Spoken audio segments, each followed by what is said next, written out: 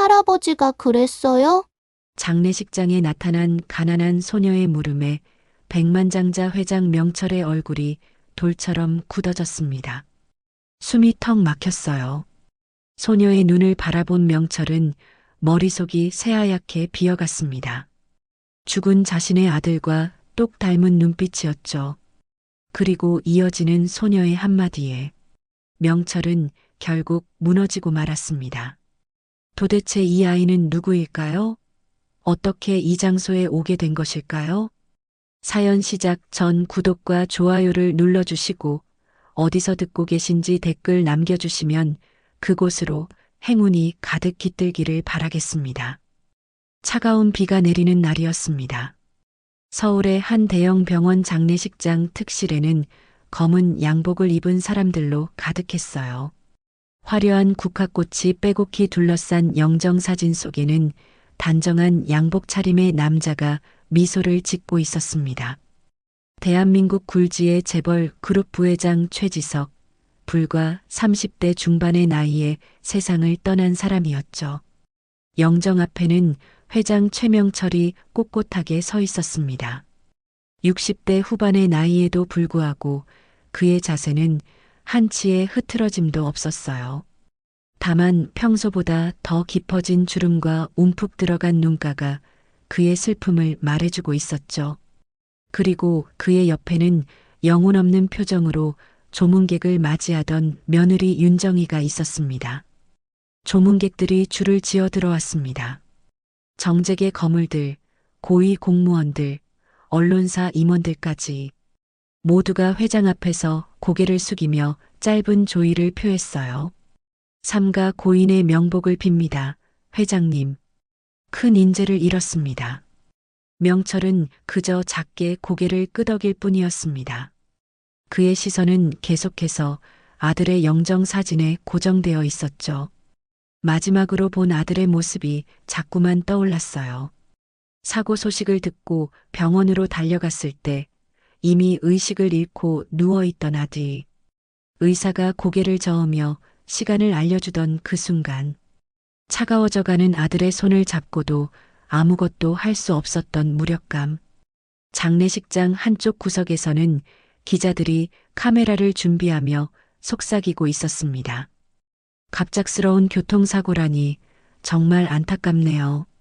고속도로에서 빗길 사고였다던데 그날따라 왜 그렇게 과속을 했을까요? 부회장이 급하게 어디를 가려고 했나 봐요. 바로 그때였습니다. 장례식장의 무거운 나무 문이 살며시 열렸어요. 처음엔 아무도 신경 쓰지 않았죠. 조문객이 또 온 것이려니 했으니까요. 하지만 문틈 사이로 들어온 사람을 본 순간 가장 먼저 눈치챈 기자가 작게 숨을 들이켰습니다. 9살 정도로 보이는 어린 여자아이였어요. 아이는 낡은 남색 원피스를 입고 있었습니다. 비를 맞았는지 옷자락이 축축했고 단정하게 묶은 머리에서는 빗방울이 떨어지고 있었죠. 작은 두 손에는 하얀 국화 한 송이가 꼭 쥐어져 있었어요. 조문객들이 하나둘 아이를 발견하기 시작했습니다. 웅성거림이 퍼져나갔죠. 저 아이는 누구지? 보호자는 어디 있는 거야? 하지만 아이는 주변의 시선을 전혀 의식하지 않는 듯 했습니다. 마치 이 넓은 장례식장에 자신과 영정 사진밖에 없는 것처럼 천천히 걸어 들어왔어요. 발걸음은 작고 느렸지만 그 걸음걸음에는 묘한 결연함이 있었죠. 회장의 비서가 재빨리 움직였습니다. 정중하면서도 단호하게 아이를 막아섰어요. 얘야, 여기는 어린이가 올 곳이 아니란다. 엄마나 아빠는 어디 계시니? 아이는 비서를 올려다봤습니다. 그 눈빛이 너무나 맑고 슬퍼서 비서는 순간 말문이 막혔어요. 아이는 작은 목소리로 대답했습니다. 저 혼자 왔어요. 그리고는 비서를 피해 계속 앞으로 나아갔습니다. 영정을 향해 한 걸음 한 걸음. 마치 자석에 이끌리듯이 말이죠. 이제 장례식장의 모든 시선이 아이에게 쏠렸습니다. 카메라를 든 기자들도 조문을 하던 사람들도 모두가 숨을 죽이고 지켜봤어요. 도대체 이 아이가 누구이기에 이렇게 당당하게 들어오는 것일까? 마침내 아이는 영정 앞에 도착했습니다. 고개를 들어 사진을 올려다보는 아이의 눈에서 눈물이 주르르 흘러내렸어요. 떨리는 손으로 국화를 영정대 위에 올려놓으며 아이는 작지만 또렷한 목소리로 말했습니다. 아빠, 저 왔어요. 그 한마디가 장례식장을 뒤흔들었습니다. 시간이 멈춘 듯 했어요. 아무도 움직이지 않았고 아무도 말하지 않았죠. 단지 충격에 빠진 표정으로 서로를 바라볼 뿐이었습니다. 가장 먼저 침묵을 깬 것은 조문객들의 웅성거림이었어요. 부회장님께 딸이 있었단 말인가? 그럼 윤정혜 씨는 뭐가 되는 거야? 기자들은 본능적으로 카메라를 들어 올렸습니다. 이것은 특종이었어요. 재벌가에 숨겨진 혈육이라니. 정희는 그 순간 소스라치게 놀란 표정으로 믿을 수 없다는 표정을 짓고 있었어요. 회장 명철의 얼굴도 돌처럼 굳어졌습니다. 평생 어떤 위기 상황에서도 흔들리지 않았던 그가 처음으로 당황한 기색을 보였어요. 천천히 마치 무거운 돌덩이를 짊어진 것처럼 느린 걸음으로 아이에게 다가갔습니다. 무릎을 꿇고 아이와 눈높이를 맞춘 명철은 떨리는 목소리로 물었어요. 넌 누구니? 아이는 고개를 들어 명철을 똑바로 바라봤습니다. 그 순간 명철은 숨이 턱 막혔어요. 아이의 눈동자가 그 눈빛이 너무나도 아들을 닮아 있었으니까요. 어린 시절 지석이 자신을 올려다보던 바로 그 눈빛이었죠. 저는 최지아예요. 최지아. 자신의 성을 가진 아이. 명철의 머릿속이 하얗게 비어갔습니다. 누가 너를 여기 보냈니? 지아는 고개를 저었어요. 아무도 안 보냈어요. 저 혼자 왔어요. 그때 아이가 갑자기 명철을 빤히 쳐다보며 물었습니다. 너무나도 순수하고 직설적인 목소리로. 할아버지가 그랬어요? 할아버지가 우리 엄마 반대했어요? 그 질문이 명철의 가슴에 비수처럼 꽂혔습니다.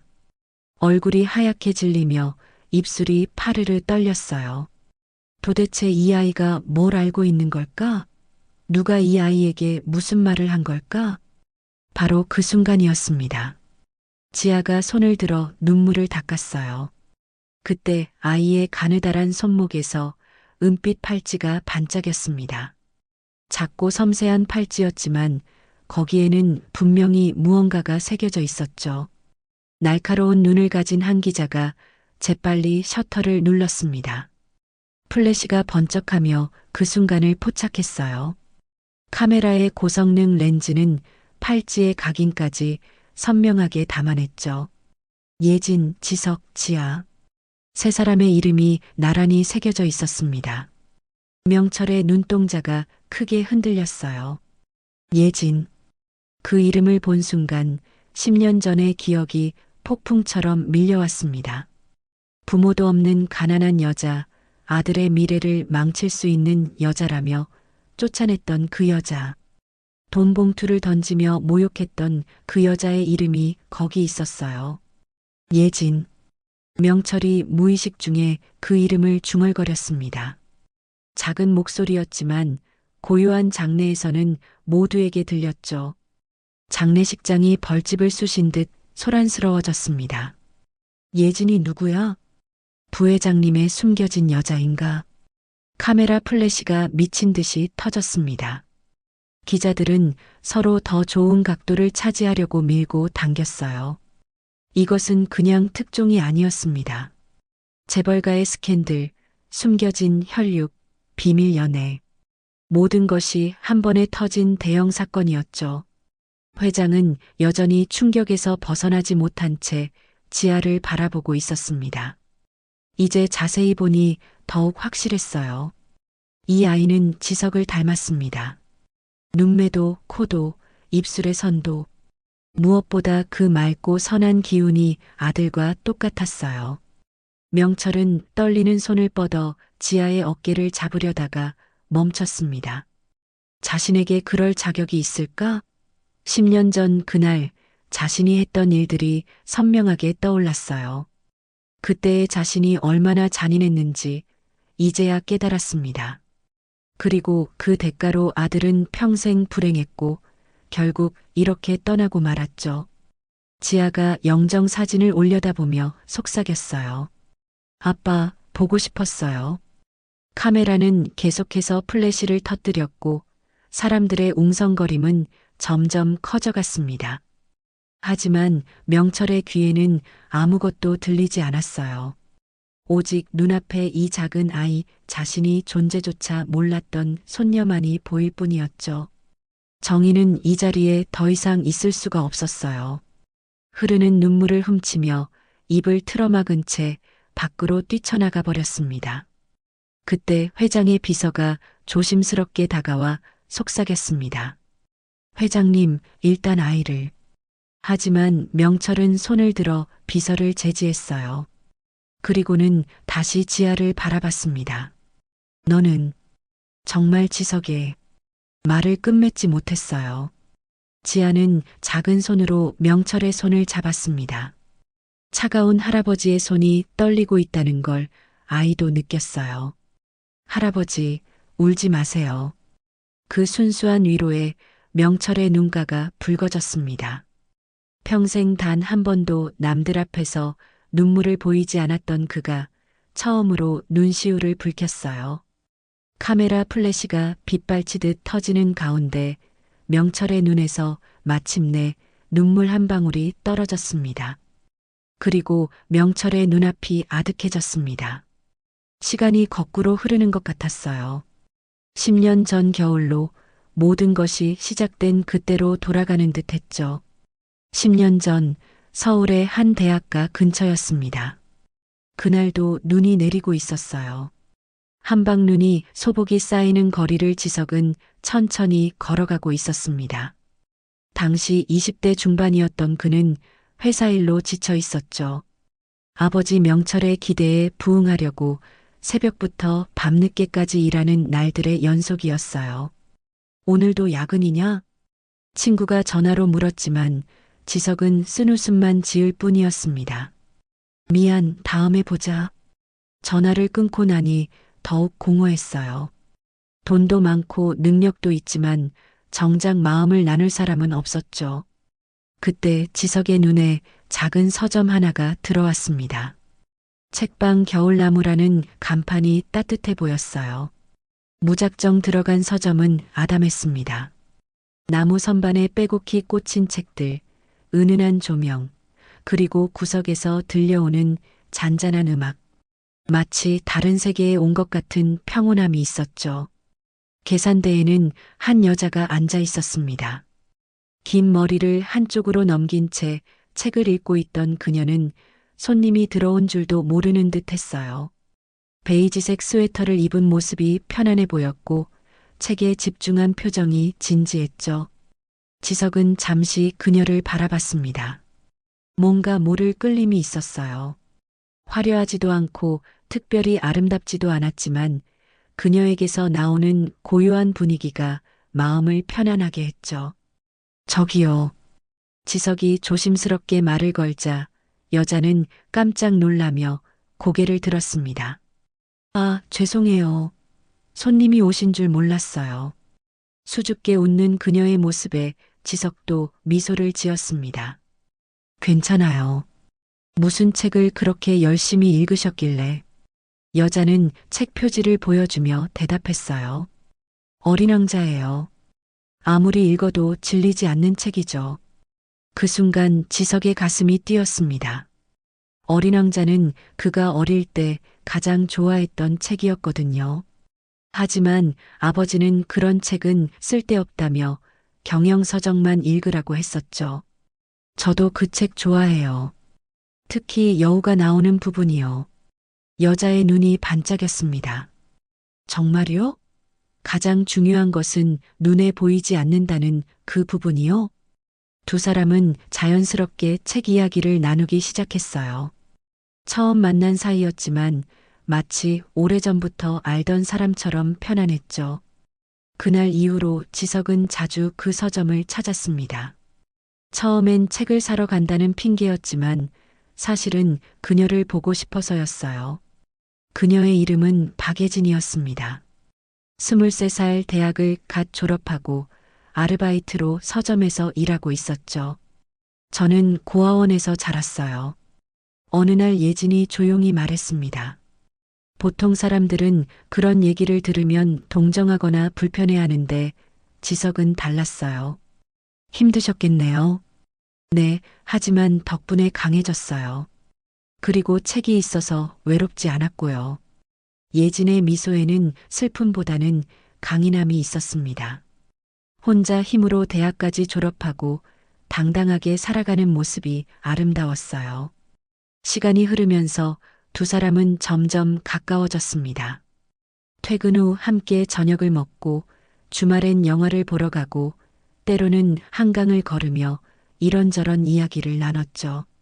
지석은 예진과 있을 때만큼은 재벌가 아들이 아닌 그냥 평범한 청년이 될 수 있었어요. 아버지는 늘 부족하다고만 해. 내가 뭘 해도. 지석이 한숨을 쉬며 말하면 예진은 따뜻한 커피를 건네며 위로했습니다. 그래도 지석 씨는 정말 열심히 하잖아요. 언젠가는 인정받을 거예요.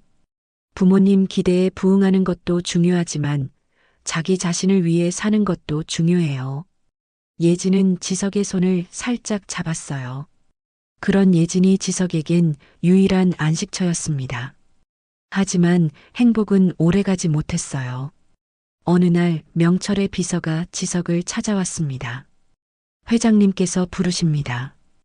회장실로 들어간 지석은 아버지의 차가운 표정을 마주했어요. 명철의 책상 위에는 여러 장의 사진이 놓여 있었죠. 지석과 예진이 함께 있는 사진들이었습니다. 이 여자가 누구냐? 명철의 목소리는 얼음장처럼 차가웠어요. 제가 사귀는 사람입니다. 사귄다고? 너는 우리 집안의 후계자다. 아무나와 사귈 수 없어. 지석은 주먹을 꽉 쥐었습니다. 아무나가 아닙니다. 예진 씨는 좋은 사람이에요. 좋은 사람? 부모도 없고 배경도 없는 여자가? 명철은 조사 자료를 내밀었어요. 거기엔 예진의 모든 것이 적혀 있었죠. 고아원 출신, 학자금 대출, 월세방 거주. 명철에게는 그것이 전부였어요. 이런 여자가 내 옆에 있으면 회사에 어떤 영향을 줄지 생각해 봤냐? 사랑하는데 그게 뭐가 중요합니까? 지석이 반항하자 명철의 눈빛이 더욱 차가워졌습니다. 사랑? 그런 감정에 휘둘리는 건 약한 자들이나 하는 짓이다. 너는 수조억대 기업의 후계자야. 그에 맞는 여자를 만나야 해. 아버지, 더 이상 그 여자를 만나지 마라. 이건 명령이다.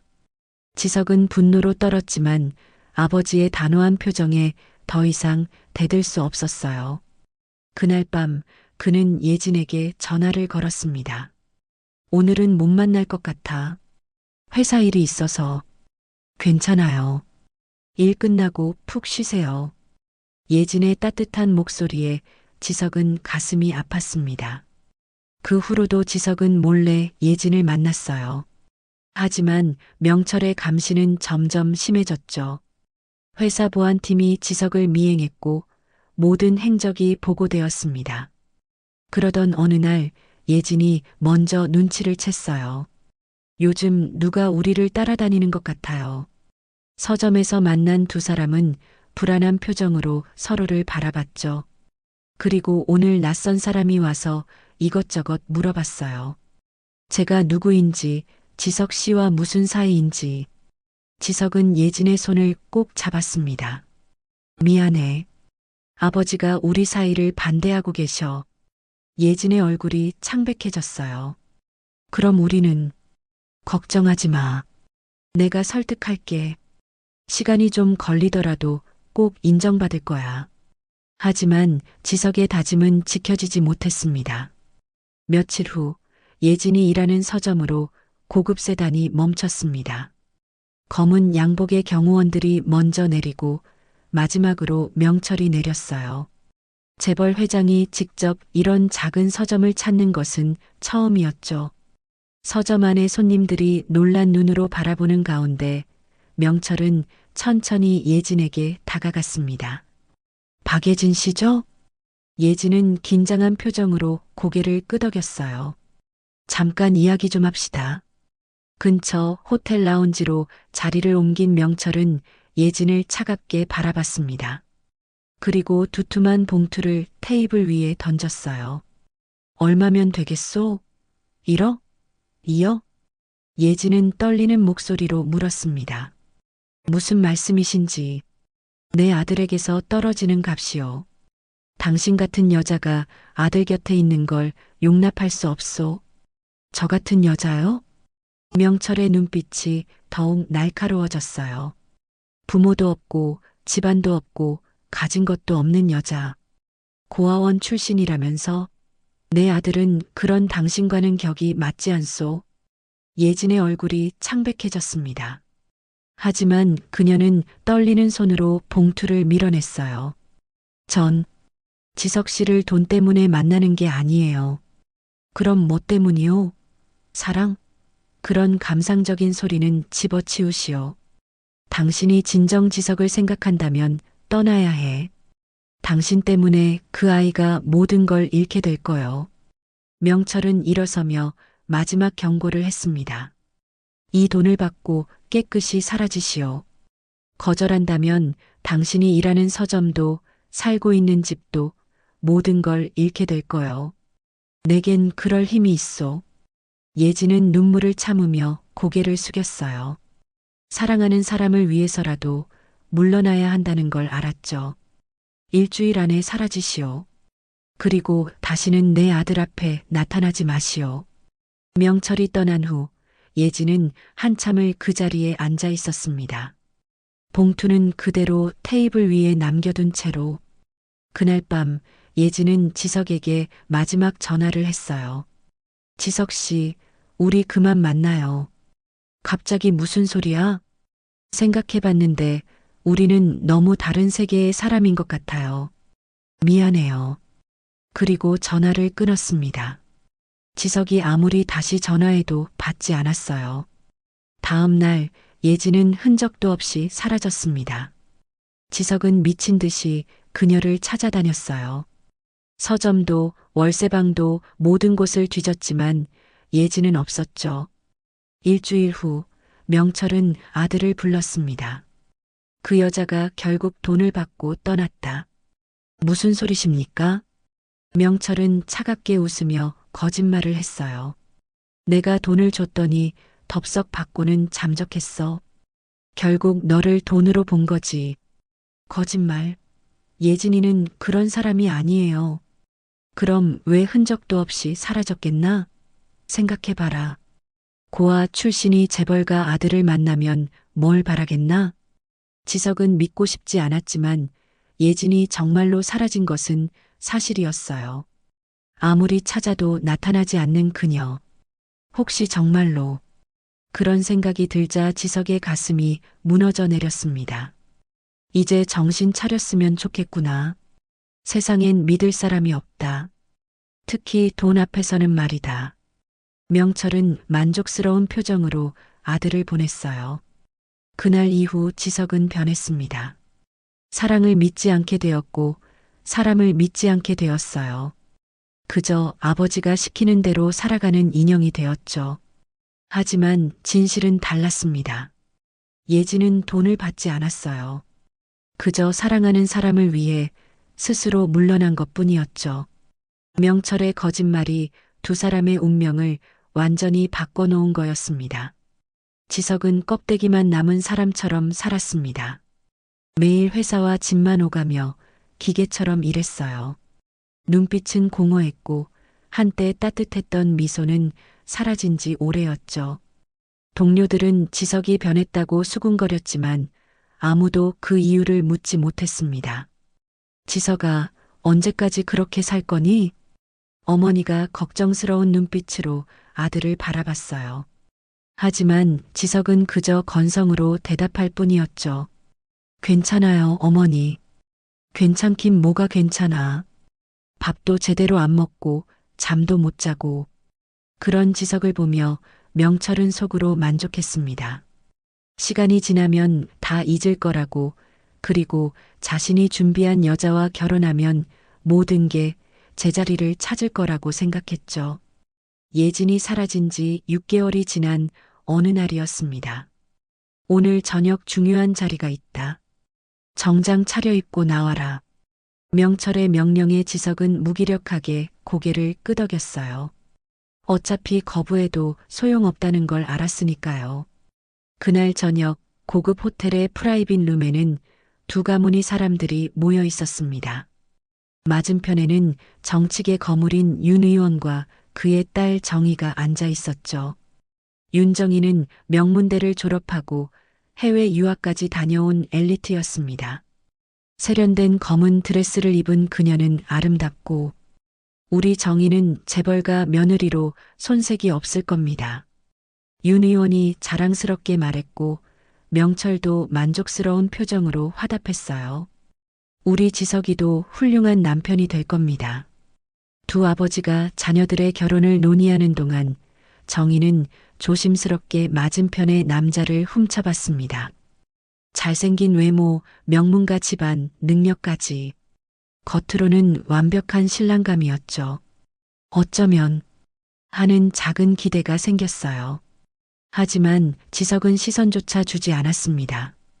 공허한 눈으로 허공을 바라볼 뿐이었죠. 식사가 끝난 후 두 사람은 호텔 정원으로 나왔습니다. 어색한 침묵이 흘렀죠. 저도 원해서 나온 건 아니에요. 정희가 먼저 입을 열었습니다. 저도 마찬가지입니다. 지석은 쓴웃음을 지었어요. 부담스러우시면 제가 아버지께 말씀드릴게요. 정희가 조심스럽게 말했습니다. 사실 그녀는 이 남자가 조금은 궁금했어요. 하지만 지석의 차가운 반응에 상처받고 싶지 않아 먼저 물러서는 척했죠. 혹시 다른 사람이 있었나요? 정희의 조심스러운 질문에 지석은 잠시 멈췄습니다. 예진의 얼굴이 떠올랐지만 이내 고개를 저었어요. 아니요. 없습니다. 거짓말이었지만 더 이상 예진을 생각하고 싶지 않았습니다. 돈을 받고 떠난 여자라고 자신을 이용한 여자라고 믿으려 애썼으니까요. 결혼 준비는 빠르게 진행되었습니다. 언론에서는 세기의 결혼이라며 대서특필했고 재계에서는 두 집안의 결합을 주목했죠. 하지만 정작 지석은 점점 더 무기력해져 갔어요. 결혼식 당일 웨딩드레스를 입은 정희는 아름다웠습니다. 턱시도를 입은 지석은 겉으로는 완벽했지만 마음은 텅 비어 있었습니다. 신랑 신부 입장. 웅장한 음악과 함께 두 사람이 버질로드를 걸었습니다. 하객들의 박수 소리가 울려 퍼졌지만 지석의 귀에는 아무것도 들리지 않았어요. 그저 발걸음을 옮길 뿐이었죠. 주례사를 하는 동안 지석은 문득 예진과 꿈꿨던 결혼식을 떠올렸습니다. 작은 교회에서 가까운 사람들만 모인 가운데 하는 소박한 결혼식. 예진은 비싼 드레스 대신 심플한 원피스를 입고도 세상에서 가장 아름다울 거라고 생각했었죠. 신랑님, 신부를 사랑하고 아끼겠습니까? 주례의 질문에 지석은 기계적으로 대답했습니다.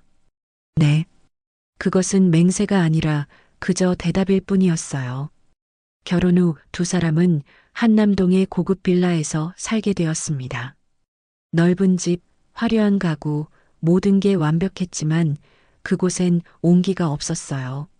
지석과 정희는 한 집에 살면서도 각자의 방을 쓰며 남남처럼 지냈죠. 지석이 그러길 원했으니까요. 그럼에도 정희는 완벽한 아내가 되려고 노력했어요. 정성스럽게 아침을 차리고 남편의 취향을 파악하려 애썼죠. 하지만 지석은 늘 신문만 보며 건성으로 대답할 뿐이었습니다. 오늘은 일찍 들어오실 수 있어요? 둘이 저녁이라도. 일이 있어서요. 매번 거절당할 때마다 정희의 마음에는 작은 상처가 생겼습니다. 오늘 아버님 댁에 저녁 초대받았어요. 같이 가주실 거죠? 정희의 목소리에는 기대가 섞여 있었지만 지석은 알아채지 못했습니다. 네, 가야죠. 적어도 남들 앞에서는 부부처럼 보여야 한다는 의무감뿐이었죠. 정희는 그런 남편의 마음을 알면서도 혹시나 하는 희망을 버리지 못했습니다. 그렇게 10년이 흘렀습니다. 두 사람 사이에 아이는 없었어요. 아이가 생기려면 부부가 되어야 하는데 그들은 한 번도 진정한 부부가 된 적이 없었으니까요. 시간이 지나면서 정희는 지쳐갔습니다. 처음엔 남편의 마음을 얻으려 노력했지만 돌아오는 건 무관심뿐이었죠. 혹시 다른 여자가 있는 건 아닐까? 왜 나를 안아주지 않을까? 끝없는 의문과 외로움 속에서 정희도 점점 마음의 문을 닫아갔어요. 지석은 더욱 무뎌졌습니다. 두 사람은 겉으로는 완벽한 재벌가 부부였지만 속은 텅 빈 인형 같은 삶이었죠. 그러던 어느 봄날이었습니다. 부회장님, 충청도 공장 시찰 일정이 잡혔습니다. 비서의 보고에 지석은 고개를 끄덕였어요. 일상적인 출장이었죠. 하지만 그 출장이 모든 것을 바꿀 줄은 아무도 몰랐습니다. 기차를 타고 충청도로 향하던 지석은 창밖을 바라봤어요. 봄날의 풍경이 스쳐 지나갔지만 그의 눈엔 아무것도 들어오지 않았죠. 그저 또 하루를 보내는 것뿐이었으니까. 공장 시차를 마치고 돌아가려던 참이었습니다. 역으로 돌아가는 길에 차가 갑자기 멈춰 섰어요. 무슨 일입니까? 죄송합니다, 부회장님. 앞에 사고가 나서 잠시 정체되고 있습니다. 지석은 답답한 마음에 차에서 내렸습니다. 그리고 역까지 걸어가기로 했죠. 어차피 멀지 않은 거리였으니까요.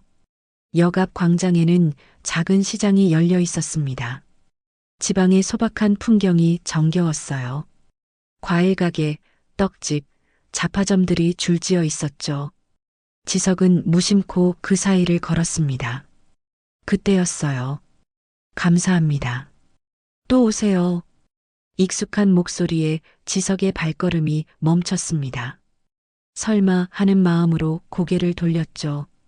작은 과일 가게 앞에 한 여자가 서 있었습니다. 수수한 차림에 앞치마를 두른 모습, 긴 머리를 하나로 묶고 손님에게 과일을 건네는 그 여자는 예진. 지석의 입에서 무의식 중에 그 이름이 흘러나왔습니다. 10년의 세월이 흘렀지만 단번에 알아볼 수 있었어요. 조금 야위었고 손은 거칠어졌지만 그 맑은 눈빛은 변하지 않았으니까요. 예진도 지석을 발견했습니다. 과일을 고르던 손이 멈췄고 눈이 크게 떠졌어요. 마치 유령을 본 것처럼 충격에 빠진 표정이었죠. 두 사람은 그렇게 얼어붙은 채 서로를 바라봤습니다. 10년의 시간이 한순간에 사라진 것 같았어요. 주변의 소음도 지나가는 사람들도 모든 것이 멈춘 듯 했죠. 지석 씨, 예진이 떨리는 목소리로 그의 이름을 불렀습니다. 지석은 천천히 다가갔어요. 믿을 수 없었습니다. 돈을 받고 떠났다던 여자가 자신을 배신했다고 생각했던 여자가 이런 작은 시장에서 과일을 팔고 있다니. 정말 예진이 맞아? 가까이 다가간 지석은 그제야 확신했습니다. 틀림없는 예진이었어요. 하지만 왜 이런 곳에서 이런 모습으로 있는 걸까? 바로 그때였습니다. 엄마, 이거 좀 도와줘요. 가게 안쪽에서 아이 목소리가 들려왔어요.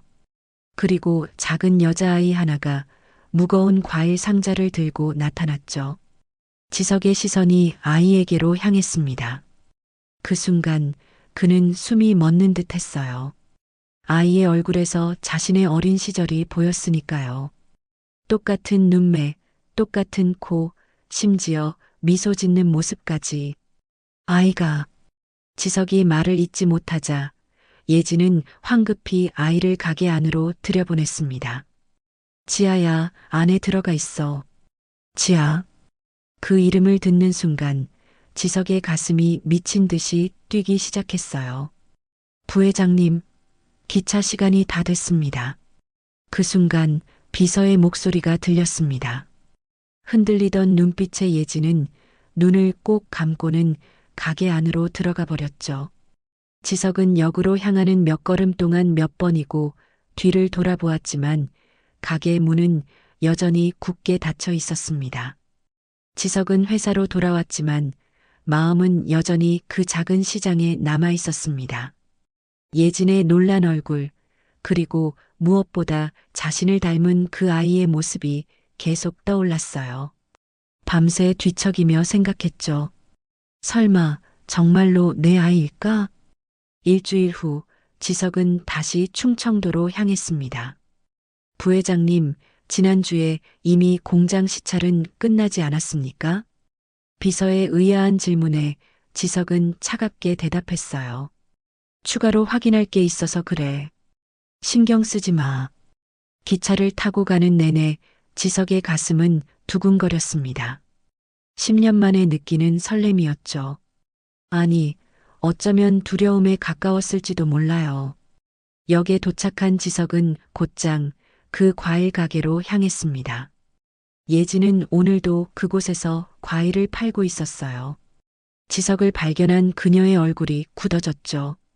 왜 또 오셨어요? 차가운 목소리였지만 지석은 물러서지 않았습니다.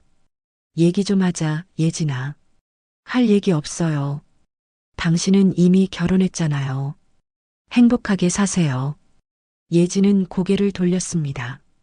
하지만 그녀의 손이 미세하게 떨리는 걸 지석은 놓치지 않았어요.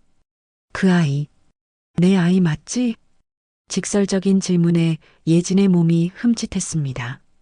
무슨 소리예요? 그럴 리가. 거짓말하지 마. 나를 그대로 빼닮았어. 예진은 입술을 깨물었어요. 부인하고 싶었지만 지아가 아빠를 너무 닮아서 숨길 수가 없었죠. 바로 그때 가게 안에서 지아가 나왔습니다. 엄마, 이 아저씨 또 왔네? 지난주에도 봤는데. 아이의 맑은 목소리에 지석의 가슴이 찢어질 듯 아팠어요. 내 딸이 나를 아저씨라고 부르다니. 안녕? 이름이 뭐니? 지석이 무릎을 꿇고 아이와 눈높이를 맞췄습니다. 최지아예요. 몇 살이야? 9살이요. 9살. 계산이 정확히 맞았어요. 예진과 헤어진 지 10년, 아이는 9살. 지석은 확신했습니다. 아저씨가 과일 좀 살게. 제일 맛있는 걸로 골라줄래? 지아는 방긋 웃으며 고개를 끄덕였어요. 아이가 과일을 고르는 동안 지석은 예진에게 낮은 목소리로 말했습니다. 왜 말하지 않았어? 임신한 걸 알았다면 난. 뭘 하셨을 건데요? 아버님께 맞서서 절 지켜주셨을 건가요? 예진의 목소리에는 10년 묵은 서러움이 배어 있었어요. 그땐 그럴 힘이 없었지만 지금은 달라. 늦었어요. 우린 이미 각자의 삶을 살고 있잖아요. 지석은 포기하지 않았습니다. 그날 이후로 매주 충청도를 찾았어요. 회사에서는 지방사업개발이라는 명목을 댔지만 사실은 예진과 지아를 만나기 위해서였죠. 처음엔 예진이 강하게 거부했습니다. 제발 그만 오세요. 우리 모녀는 잘 지내고 있어요. 지아에겐 아빠가 필요해. 지금까지도 잘 컸어요. 당신 걱정은 필요 없어요. 하지만 지석은 물러서지 않았어요. 대신 다른 방법을 택했죠. 아이에게 조금씩 다가가기 시작한 거예요. 지아야, 아저씨가 맛있는 거 사줄까? 엄마한테 물어봐야 해요. 그럼 엄마한테 같이 물어보러 가자. 아이와 함께 있으면 예진도 매정하게 굴 수 없다는 걸 알았으니까요. 시간이 지나면서 지아는 조금씩 마음을 열었습니다. 책을 좋아한다는 걸 안 지석은 동화책을 사다 줬고 그림 그리기를 좋아한다니까 색연필 세트를 선물했죠. 아저씨는 왜 자꾸 우리한테 잘해주세요? 어느 날 지아가 순진하게 물었어요. 그냥 지아가 좋아서 그래. 진짜요? 아저씨도 절 좋아해요? 지석은 눈물이 날 것 같았습니다. 당연히 좋아하지. 넌 내 딸이니까. 하지만 차마 말할 수는 없었어요. 어느 봄날 오후였습니다. 지석이 지아에게 자전거 타는 법을 가르쳐 주고 있었어요. 아이가 페달을 밟으며 웃는 모습이 너무나 사랑스러웠죠. 아저씨, 저 혼자 탈 수 있어요. 조심해. 천천히. 그때 지아가 불쑥 말했습니다. 아저씨, 아빠가 있다면 이런 걸까요? 그 순간 지석은 숨이 막혔어요. 눈을 돌리며 겨우 대답했죠. 그래. 아마 이럴 거야. 전 아빠 얼굴도 몰라요. 엄마는 하늘나라에 갔다고만 하는데 지석의 가슴이 찢어지는 듯 했습니다. 내가 내 아빠란다. 지금 내 앞에 있단다. 하지만 그 말을 할 수 없는 자신이 너무나 비참했어요. 예지는 멀리서 그 모습을 지켜보고 있었습니다. 지아가 행복해하는 모습에 마음이 흔들렸어요. 아이에게는 정말 아빠가 필요한 걸까? 하지만 이미 너무 늦은 게 아닐까? 세 사람이 함께하는 시간이 늘어갈수록 마치 진짜 가족 같은 순간들이 생겨났습니다. 함께 시장을 보고 공원을 산책하고 때론 작은 식당에서 저녁을 먹었죠. 지석에게는 인생에서 가장 행복한 시간들이었어요. 지석 씨, 이러면 안 돼요. 어느 날 저녁 지아가 잠든 후 예진이 말했습니다. 우리가 이렇게 지내다가 지아가 정들면 어떡해요? 당신은 결국 돌아가야 하잖아요. 돌아가지 않으면 돼. 무슨 소리예요? 당신에겐 아내가 있잖아요. 지석은 고개를 저었어요. 그건 결혼이 아니야. 그냥 계약일 뿐이야. 그래도 법적인 아내는 그 사람이에요. 예진의 단호한 말에 지석은 더 이상 대답할 수 없었습니다. 한편 서울의 한남동 빌라에서는 정희가 불안해하고 있었어요. 남편이 요즘 들어 자주 지방 출장을 간다는 게 이상했죠. 그것도 매주 같은 지역으로. 게다가 예전과 뭔가 달라진 것 같았어요. 표정이 밝아졌다고 할까요? 비서님, 남편이 요즘 어디로 출장 가는지 알아봐 주세요. 정희는 남편의 비서에게 조심스럽게 부탁했지만 비서는 난감해했어요. 부인, 그건 제가. 알았어요. 다른 방법을 찾아볼게요. 결국 정희는 사설 탐정을 고용했습니다. 처음엔 혹시 남편에게 다른 여자가 생긴 건 아닐까 하는 불안감에서 시작한 일이었죠. 10년간 단 한 번도 자신을 제대로 안아주지 않았던 남편이니까요. 2주일 후 탐정이 보고서를 가져왔습니다. 부회장님은 충청도의 한 시장에서 여성과 아이를 정기적으로 만나고 계십니다. 정희의 손이 떨렸어요. 보고서에는 사진도 첨부되어 있었죠. 지석이 한 여자, 그리고 어린 여자아이와 함께 웃고 있는 사진들. 이 여자가 누구죠? 박예진이라는 여성입니다. 미혼모로 혼자 아이를 키우며 과일 가게를 운영하고 있습니다. 아이는요? 9살 여자아이입니다. 이름은 최지아. 최지아. 최 씨 성을 쓰고 있다는 것, 그리고 남편이 그들과 함께 있을 때의 행복한 표정. 정희는 모든 걸 직감했어요. 그날 밤 정희는 거실에서 남편을 기다렸습니다. 지석이 집에 들어왔을 때 정희는 소파에 앉아 와인을 마시고 있었어요. 늦었네요. 출장 때문에. 충청도 출장 많이 가시네요. 요즘. 지석의 표정이 굳어졌습니다. 회사 일이야. 그래요? 그 과일 가게도 회사 일인가요? 정희가 탐정의 보고서를 테이블 위에 던졌어요. 사진들이 흩어졌죠. 이게, 설명해봐요. 이 여자는 누구고, 이 아이는 또 누구예요? 지석은 잠시 침묵했다가 입을 열었습니다. 내가 결혼하기 전에 만났던 사람이야. 그럼 그 아이는? 대답해요. 그 아이가 당신 딸이에요? 지석의 침묵이 답이었습니다. 정희의 눈에서 눈물이 흘렀어요. 어떻게 이럴 수가 있어요? 나와 10년을 살면서 숨겨온 거예요? 나도 최근에 알았어. 그래서요? 이제 와서 아빠 노릇을 하겠다는 거예요? 정희의 목소리가 점점 날카로워졌습니다. 그 여자를 다시 만나면 나도 가만히 있지 않을 거예요. 정희야, 우리 집안이 만만해 보여요? 당신이 그 여자와 아이를 선택한다면 우리 집안도 가만히 있지 않을 거예요. 아버님께도 알릴 거고요. 그것은 분명한 경고였습니다. 정희도 정치가의 딸이었으니까요. 필요하다면 무엇이든 할 수 있는 힘이 있었죠. 지석은 또다시 벽에 부딪힌 기분이었어요. 10년 전처럼 또다시 사랑하는 사람들을 잃어야 할 자신이 한심했죠. 정의의 경고가 있던 그날 밤, 지석은 서재에 틀어박혀 있었습니다. 창밖으로 보이는 서울의 야경이 화려했지만 그의 마음은 어둠에 잠겨 있었어요. 새벽 2시 서재 문이 열렸습니다. 정희가 다시 들어왔어요. 그녀의 눈은 울어서 퉁퉁 부어 있었죠. 아직도 안 자고 있었네요. 지석은 고개를 들어 아내를 바라봤습니다. 10년 동안 함께 살았지만 이렇게 제대로 마주본 적이 있었을까요? 정희야, 우리 얘기 좀 하자.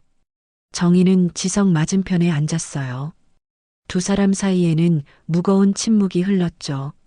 지석이 정희의 눈을 피하지 않고 말했습니다. 미안해, 하지만 너도 이 결혼의 피해자야. 너도. 그 말에 정희의 눈에서 처음으로 눈물이 흘렀어요. 남편 앞에서 눈물을 보인 것은 결혼 후 처음이었죠. 피해자라고요? 그게 당신이 할 말이에요? 우린 둘 다 원하지 않았잖아. 아니에요. 적어도 난 노력했어요. 정희의 목소리가 떨렸습니다. 10년 동안 쌓인 서러움이 터져나왔어요. 한 번이라도 날 여자로 본 적은 없나요? 그 질문에 지석은 아무 대답도 하지 못했습니다. 침묵이 흘렀어요. 정희는 그 침묵의 의미를 알았죠. 대답해봐요. 단 한 번이라도 날 사랑한 적이 있어요? 지석은 고개를 숙였습니다. 거짓말을 할 수는 없었어요. 한 번도. 난 그 여자를 잊은 적이 없어. 그 말에 정희는 울음을 터뜨리며 서재를 나가버렸습니다. 복도로 뛰어나가는 그녀의 발소리가 멀어졌어요. 지석은 그 자리에 멍하니 앉아 있었죠. 정희에게 상처를 준 것도, 예진과 지아를 지킬 수 없는 것도 모든 게 자신 때문이었습니다. 며칠 동안 집안의 공기는 얼어붙었어요. 정희는 지석과 마주치는 것조차 피했고 두 사람은 한 집에 살면서도 완전한 남처럼 지냈죠. 하지만 지석의 마음은 이미 정해져 있었어요. 적어도 지아에게만큼은 아빠가 되어주고 싶었습니다. 그 주 주말, 지석은 마지막 결심을 하고 충청도로 향했습니다. 오늘 예진에게 모든 걸 털어놓으리라. 그리고 함께할 방법을 찾으리라. 아버지가 뭐라 하든 회사가 어떻게 되든 이제는 지아를 위해 살겠다고. 기차 안에서 지석은 준비해온 작은 상자를 꺼내봤어요. 은빛 팔찌가 들어 있었죠. 며칠 전 보석상에 특별 주문한 것이었어요. 어린아이 손목에 맞는 작은 크기였지만 디자인은 정성스러웠죠. 역에 도착한 지석은 평소보다 빠른 걸음으로 시장으로 향했습니다. 오늘따라 마음이 급했어요. 하루라도 빨리 지아에게 아빠라고 불리고 싶었으니까요. 예진의 과일 가게가 보였습니다. 토요일이라 손님이 많았어요. 예진은 여전히 성실하게 일하고 있었고 지아는 가게 한쪽에서 숙제를 하고 있었죠. 아저씨, 지석을 발견한 지아가 달려왔어요. 아이의 환한 미소에 지석의 마음도 밝아졌죠. 우리 지아, 숙제하고 있었구나. 네, 다 끝났어요. 아저씨, 오늘은 뭐하러 오셨어요? 지아한테 줄 선물이 있어서. 지석이 상자를 꺼내자 아이의 눈이 반짝였어요. 예진도 손님 응대를 마치고 다가왔죠. 또 뭘 사오신 거예요? 그만하세요, 정말. 하지만 예진의 목소리에는 예전처럼 날이 서 있지 않았어요. 오히려 따뜻함이 묻어났죠. 지석은 지아 앞에 무릎을 꿇고 앉았습니다. 그리고 조심스럽게 상자를 열었어요. 지아야, 이건 우리 셋을 위한 거야. 은빛 팔찌가 드러났습니다. 작고 섬세한 팔찌 안쪽에는 글씨가 새겨져 있었어요. 뭐라고 쓰여 있어요? 한번 읽어볼래? 지아가 팔찌를 들고 천천히 읽었습니다. 예진, 지석, 지아. 맞아. 엄마 이름, 아저씨 이름, 그리고 우리 지아 이름이야. 예진의 눈가가 붉어졌어요. 지석이 무슨 마음으로 이 팔찌를 만들었는지 알 수 있었으니까요. 이건 우리 셋의 이름이야. 절대 잊지 마. 지석이 아이의 가는 손목에 팔찌를 채워주며 말했어요. 우리 셋이 영원히 함께라는 뜻이야. 지아는 팔찌를 이리저리 돌려보며 좋아했습니다. 예쁘다. 엄마, 나 이거 계속하고 있어도 돼요? 예진은 눈물을 참으며 고개를 끄덕였어요. 해가 저물 무렵 지석은 예진과 단둘이 이야기를 나눴습니다. 지아는 집에 먼저 들여보낸 뒤였죠. 정희와 이혼할 거야. 지석 씨, 그리고 너와 지아와 함께 살고 싶어. 늦었지만 이제라도 제대로 된 아빠가 되고 싶어. 예진은 고개를 저었어요. 안 돼요. 회장님이 가만두지 않을 거예요. 그때처럼. 이번엔 달라. 난 이제 어린애가 아니야. 지킬 수 있어. 지석은 예진의 손을 잡았습니다. 다시 기회를 줘. 이번엔 절대 놓치지 않을게. 예진은 망설였어요. 10년 전의 상처가 아직도 아물지 않았으니까요. 하지만 지아를 위해서라면 조금만 더 시간을 주세요. 지석은 고개를 끄덕였습니다. 알았어. 기다릴게. 그리고는 돌아서며 말했어요. 다음 주에도 올게. 그때까지 생각해줘. 예진은 멀어져가는 지석의 뒷모습을 바라봤습니다. 가슴이 두근거렸어요. 혹시 이번엔 정말 행복해질 수 있을까? 그러나 그것이 마지막이 될 줄은 아무도 몰랐습니다. 다음 주 토요일 지석은 여느 때처럼 충청도로 향했습니다. 그날은 기차가 매진이었어요. 직접 운전을 하며 고속도로를 달리고 있었죠. 오늘은 특별한 날이었어요. 예진에게 정식으로 청혼할 생각이었으니까요. 조수석에는 반지가 든 상자가 놓여 있었고 뒷좌석엔 지아를 위한 선물이 가득했습니다. 빗방울이 떨어지기 시작했어요. 처음엔 가랑비였는데 금세 폭우로 변했죠. 지석은 속도를 줄였지만 앞이 잘 보이지 않았어요. 그때였습니다. 앞차가 갑자기 급정거했고 지석도 황급히 브레이크를 밟았어요. 하지만 빗길에 미끄러진 차는 통제를 벗어났죠. 끔찍한 굉음과 함께 모든 것이 멈췄습니다. 할아버지, 지아의 맑은 목소리가 명철을 현실로 돌아오게 했습니다. 그는 여전히 장례식장에서 무릎을 꿇고 있었고 눈앞에는 은빛 팔찌를 찬 손녀가 서 있었죠. 10년 전의 기억들이 주마등처럼 스쳐 지나간 것은 불과 몇 초였을까요? 아니면 몇 분이었을까요? 은빛 팔찌에 새겨진 세 사람의 이름이 선명하게 보였죠. 예진, 지석, 지아. 이제 모든 게 명확해졌습니다. 아들은 끝까지 그 여자를 사랑했고 딸까지 있었던 것이었어요. 그리고 그들을 만나러 가다가 회장의 눈에서 눈물이 흘렀습니다. 모든 게 자신의 잘못이었어요. 10년 전 그날 돈과 권력으로 두 사람을 갈라놓지 않았다면 아들은 지금도 살아있었을 텐데 바로 그때 장례식장이 벌집을 쑤신 듯 소란스러워졌습니다. 저 아이가 누구입니까? 회장님, 한 말씀만 해주십시오. 기자들이 마이크와 카메라를 들이대며 몰려들었어요. 플래시가 미친 듯이 터졌고 질문이 빗발쳤죠. 순식간에 장례식장은 아수라장이 되었습니다. 저기 아이가 움직입니다. 누군가의 외침에 모든 시선이 지아에게로 쏠렸어요. 아이는 조용히 돌아섰습니다. 작은 얼굴에는 두려움보다는 슬픔이 가득했죠. 9살 아이가 감당하기엔 너무 큰 관심이었지만 지아는 의연했어요. 얘야, 잠깐만. 내 엄마는 누구니? 아빠와 어떤 사이였니? 기자들이 아이를 둘러싸려 했습니다. 보안 요원들이 막아섰지만 혼란은 가라앉지 않았어요. 지아는 겁에 질린 듯 뒷걸음질을 치다가 출입구 쪽으로 뛰기 시작했습니다. 그 모습을 본 명철은 무의식적으로 몸을 일으켰어요. 다리에 힘이 없어 비틀거렸지만 그는 지아를 따라 밖으로 나갔습니다. 마치 무언가에 이끌리듯이 말이죠. 회장님, 회장님도 나가십니다. 기자들이 우르르 따라 나왔어요. 하지만 보안 요원들이 가로막았고 명철은 간신히 밖으로 나올 수 있었죠. 밤 공기가 차가웠습니다. 봄비가 내리고 있었어요.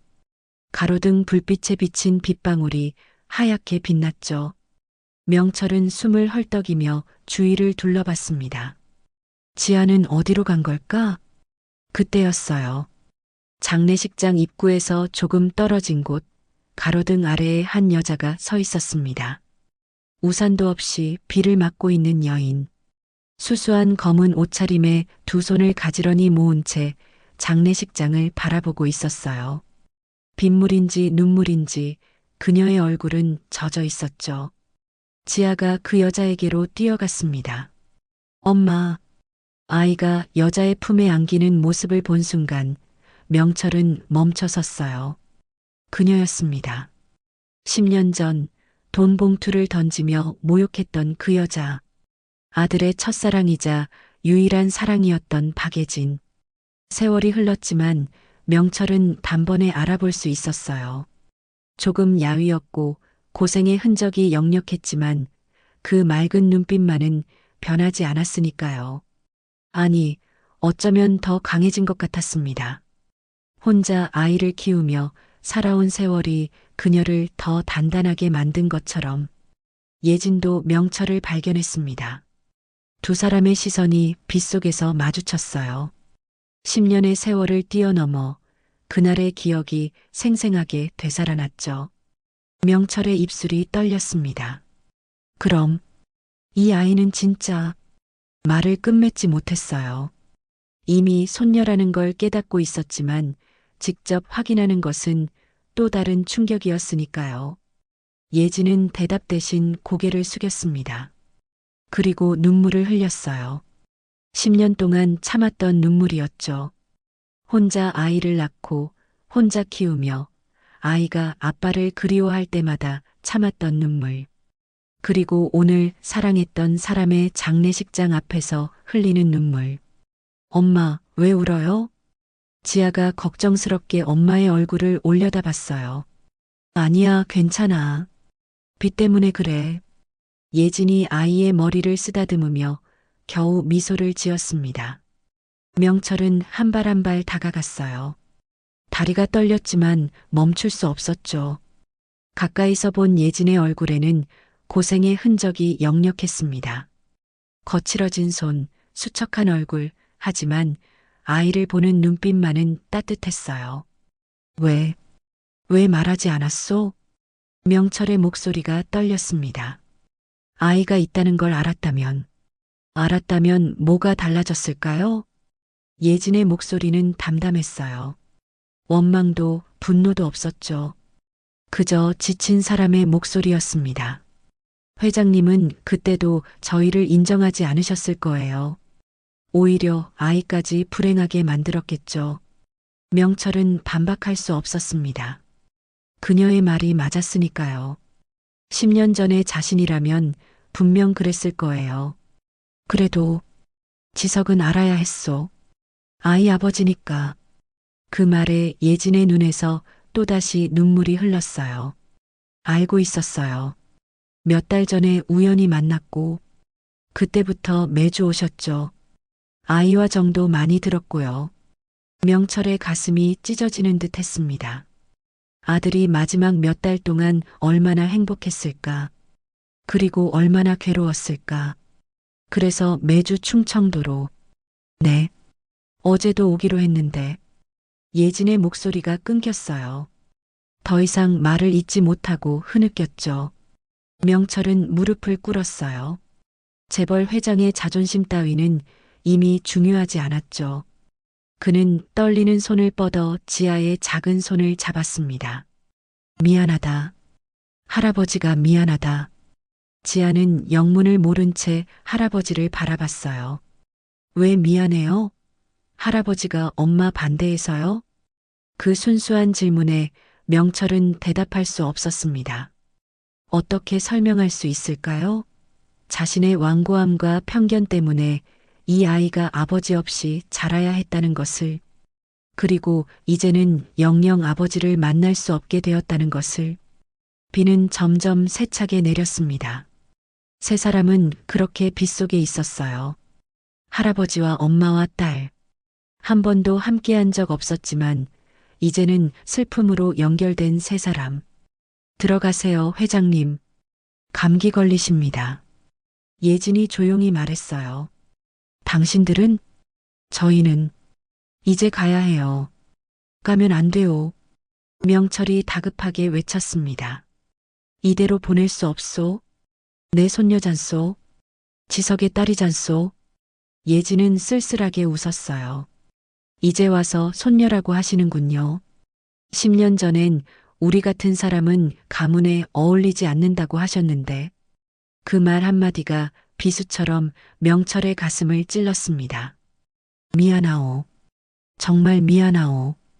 평생 남에게 고개 숙인 적 없던 명철이 처음으로 진심을 담아 사과했어요. 하지만 너무 늦은 사과였죠.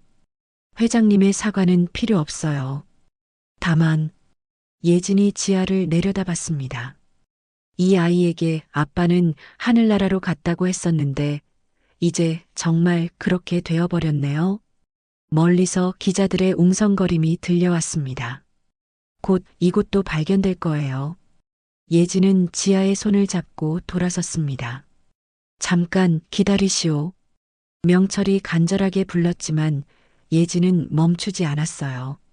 두 사람의 뒷모습이 빗속으로 사라져갔습니다. 명철은 그 자리에 무릎을 꿇은 채 한참을 있었어요. 차가운 빗물이 온몸을 적셨지만 그보다 더 차가운 것은 마음이었죠. 손녀. 자신에게 손녀가 있었습니다. 9년이란 시간 동안 아이는 아버지 없이 자랐고 이제는 영영 만날 수 없게 되었어요. 모든 게 자신의 잘못이었습니다. 회장님, 비서가 우산을 들고 달려왔어요. 괜찮으십니까? 일단 들어가시죠. 명철은 비서의 부축을 받으며 일어났습니다. 하지만 그의 눈은 여전히 예진과 지아가 사라진 방향을 보고 있었어요. 빗속에서 본 두 사람의 모습이 계속 떠올랐습니다. 예진의 눈물, 지아의 맑은 눈동자, 그리고 은빛 팔찌. 아들이 마지막으로 남긴 흔적. 이제 어떻게 해야 할까요? 평생 돈과 권력으로 모든 걸 해결해온 그였지만 이번만큼은 달랐어요. 잃어버린 시간은 돌아오지 않고 죽은 사람은 살아나지 않으니까요. 장례식장으로 돌아가는 길, 명철은 결심했습니다. 남은 생이 얼마나 될지 모르지만 이제부터라도 속죄하며 살겠다고. 예진과 지아를 위해, 그리고 너무 일찍 떠난 아들을 위해. 장례식이 끝난 다음 날 아침이었습니다. 전국의 모든 신문 일면에는 같은 기사가 실려 있었어요. 재벌가의 숨겨진 스캔들, 부회장의 혼외자와 딸, 최씨 그룹 후계구도 혼란. 장례식장에서 찍힌 지아의 사진이 크게 실렸고 은빛 팔찌의 각인까지 선명하게 보도되었죠. 방송 뉴스도 마찬가지였습니다. 충격적인 소식입니다. 최지석 부회장에게 혼외자가 있었다는 사실이 밝혀졌습니다. 9살 딸이 장례식장에 나타나 아빠라고 부르는 장면이 포착되었는데요. 최 씨 그룹 주가는 장 시작과 동시에 폭락하고 있습니다. 명철은 서재에서 뉴스를 지켜보고 있었어요. 하룻밤 사이에 모든 것이 무너져 내렸습니다. 평생 쌓아온 가문의 명예도, 회사의 신뢰도, 모든 것이 한순간에 추락했죠. 하지만 이상하게도 그는 아무런 감정을 느끼지 못했어요. 그저 공허할 뿐이었습니다. 전화벨이 쉴 새 없이 울렸지만 명철은 받지 않았어요. 이사들이 긴급회의를 요청했고 주주들이 해명을 요구했지만 그에겐 이미 중요하지 않았죠. 아들을 잃은 것보다 더 큰 손실이 어디 있겠습니까? 오후가 되자 뜻밖의 방문객이 찾아왔습니다. 회장님, 정희 여사님이 오셨습니다. 비서의 말에 명철은 고개를 들었어요. 며느리 정희. 그녀도 이 모든 일의 피해자였죠. 응접실로 나간 명철은 정희와 마주 앉았습니다. 검은 상복을 입은 그녀의 얼굴은 놀랍도록 평온했어요. 슬픔도 분노도 없었죠. 그저 모든 것을 초월한 사람의 표정이었습니다. 어서 오게. 힘들었을 텐데. 명철이 먼저 입을 열었어요. 정희는 조용히 고개를 끄덕이고는 말했습니다. 10년 동안 한 번도 난 그 사람의 아내였던 적이 없었어요.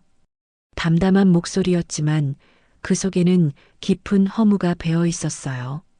처음엔 노력했죠. 좋은 아내가 되려고, 사랑받으려고. 하지만 지석 씨의 마음속엔 언제나 그 여자만 있었어요. 명철은 아무 말도 할 수 없었습니다. 모든 게 사실이었으니까요.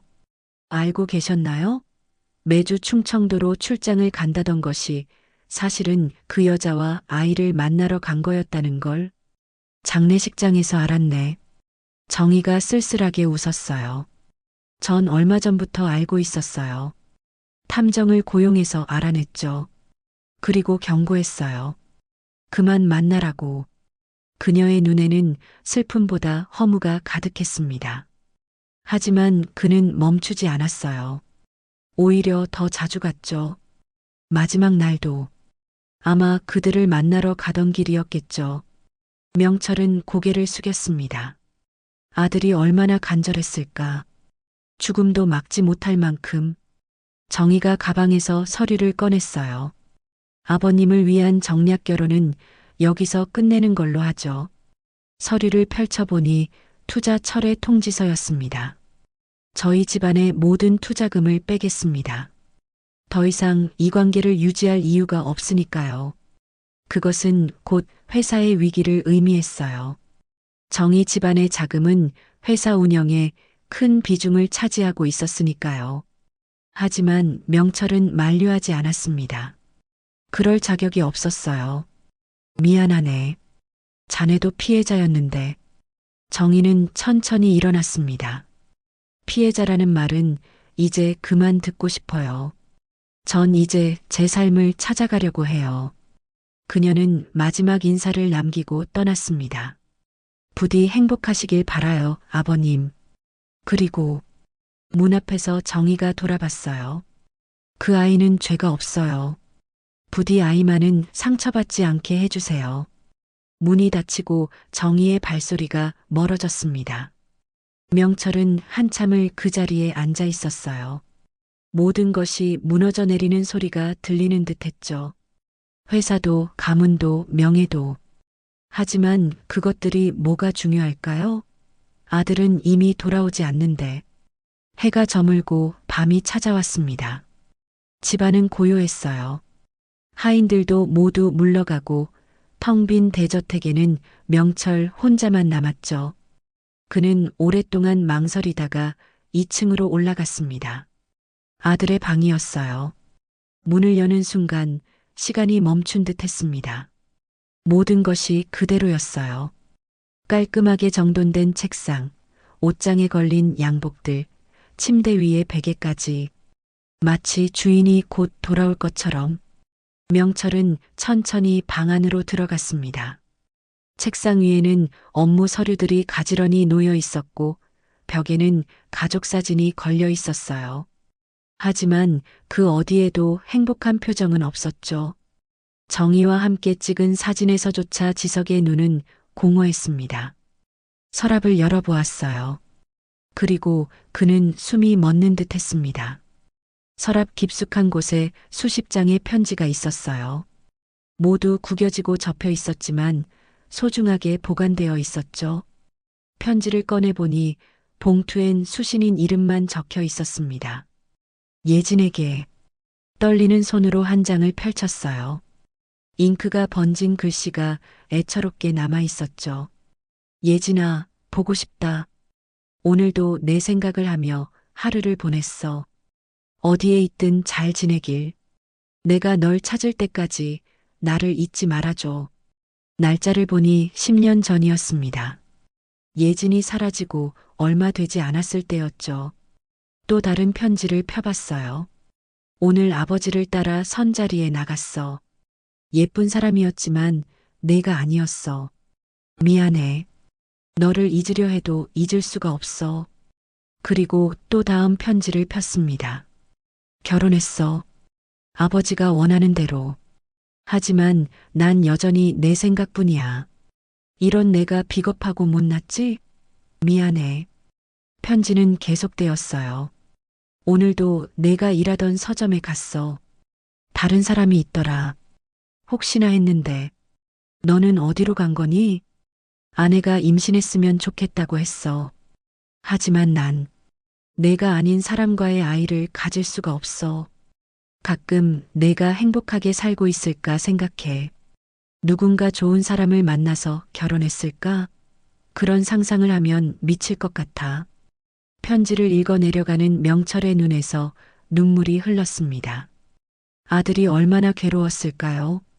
사랑하는 사람을 잊지 못하고 원치 않는 결혼 생활을 하면서도 아버지에게 반항하지 못했던 그 심정이 얼마나 고통스러웠을까요? 마지막 편지는 불과 얼마 전이었습니다. 예진아, 드디어 너를 찾았어. 아니, 우연히 만났다고 해야 맞겠지. 충청도 시장에서 과일을 팔고 있더라.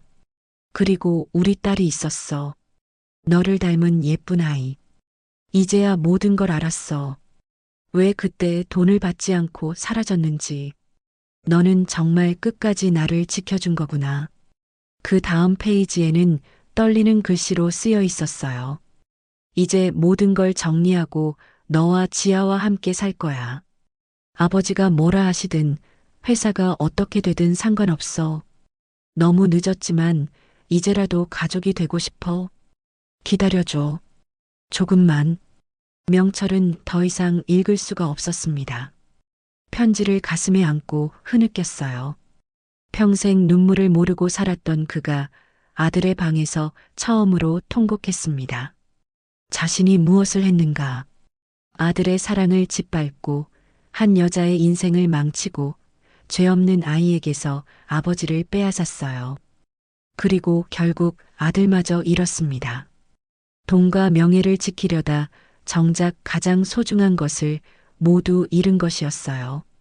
밖에서는 여전히 전화벨이 울리고 있었습니다. 회사가 흔들리고 주가가 폭락하고 언론이 떠들썩했지만 명철에겐 아무런 의미가 없었어요. 그는 편지를 다시 봉투에 넣고 서랍을 닫았습니다. 그리고 결심했어요. 이제라도 아들이 하려 했던 일을 대신 하리라고. 예진과 지아를 찾아가 무릎 꿇고 용서를 빌리라고. 그것이 아들에 대한 최소한의 속죄라고. 창밖으로 보이는 서울의 야경이 쓸쓸했습니다. 화려한 불빛들 속에서 명철은 처음으로 자신이 얼마나 외로운 사람인지 깨달았어요. 돈도 권력도 명예도 결국 아무것도 남지 않았으니까요. 다음 날 새벽 4시였습니다. 아직 해가 뜨지 않은 어둠 속에서 명철은 조용히 집을 나섰어요. 검은 정장 안주머니엔 어젯밤 발견한 편지들이 들어 있었죠.